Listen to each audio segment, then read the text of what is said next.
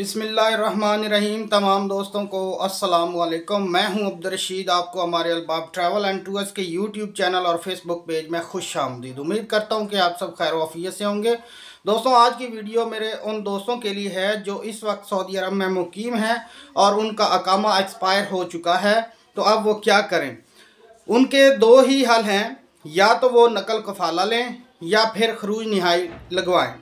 अब ये उन्होंने कैसे नकल कफाला लेना है या खरूज निहाई कैसे लगवाना है, ये मैं आपको बताऊंगा इसी वीडियो में। लेकिन इससे पहले मेरे चैनल को लाइक, शेयर और सब्सक्राइब कर दें, साथ में बेल आइकॉन का बटन भी दबा दें ताकि आपको इसी तरह की लेटेस्ट इन्फॉर्मेशन मिलती रहे।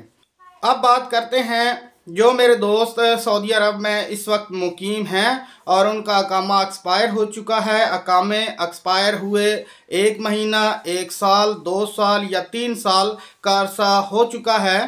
तो जिनका अकामा एक्सपायर हो जाता है तो सबसे पहले तो उनका बैंक अकाउंट जो है सऊदी अरब में वो बंद हो जाता है। उसके बाद दूसरा उनका जो प्रॉब्लम है वो ये है कि वो अपने मुल्क में जो है पैसे भेज नहीं सकते अपने अकामा के थ्रू।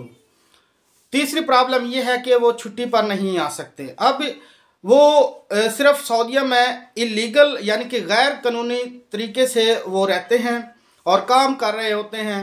एक रिस्क होता है, अगर पकड़े गए तो वापस डिपोर्ट हो जाते हैं, अगर नहीं तो वो जितना भी अरसा लगाना चाहें उनकी किस्मत होती है, वो काम करते रहते हैं। लेकिन 40% ऐसे लोग हैं जो इस वक्त सऊदी अरब में बहुत ही परेशान हैं। उनका कारोबार जो है वो बहुत डिस्टर्ब हुआ है क्योंकि सऊदी गवर्नमेंट की वजह से कुछ जो है काम रुके हुए हैं, जिसकी वजह से बहुत से लोग परेशान हैं। वो अपना अकामा तजदीद नहीं करवा रहे या अपना अकामा तजदीद करवाने में बहुत परेशानी हो रही है।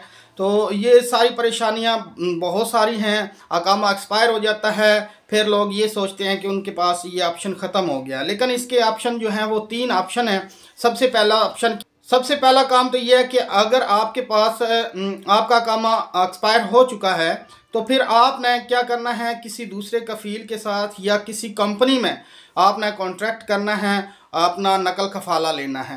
आपके अकामे की जो भी फ़ीस होगी, जो पहले अकामे की आप जो फ़ीस होगी वो आपका जो पहले वाला कफ़ील है वो उसके ज़िम्मे हो जाएगा, मतलब उसके खाते में वो फ़ीस चली जाएगी। जब आप नकल कफाला लेंगे तो आपका नया कॉन्ट्रैक्ट होगा, नया कफ़ील होगा या नई कंपनी होगी तो आप उसके मुताबिक चलेंगे। आपकी जो गुज़श्ता यानी कि जो पहले वाली फ़ीस होगी अकामे की वो आप पर नहीं लगेगी। पहला तो ये स्टेप है। दूसरा स्टेप ये है कि अगर आप का नकल कफाला आप नहीं ले सकते तो फिर आपने क्या करना है, खरूज निहाई लगवाना है।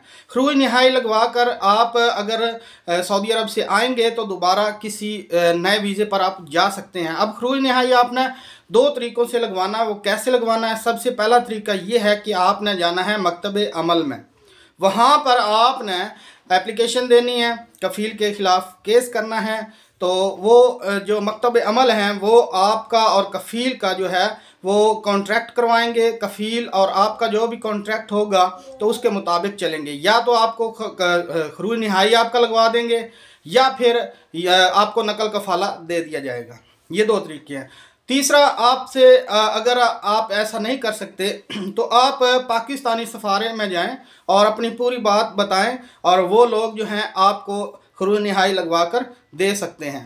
तो इन तरीक़ों से आप अपना जो है रिकॉर्ड भी बचा सकते हैं, दोबारा सऊदी अरब में भी जा सकते हैं। ये बहुत ही आसान तरीका है, आप परेशान ना हो तो इस तरीके से आप अपना जो है वो रिकॉर्ड बचा सकते हैं। तो आज के लिए इतना ही, मुझे दें इजाज़त। खुदा हाफिज़।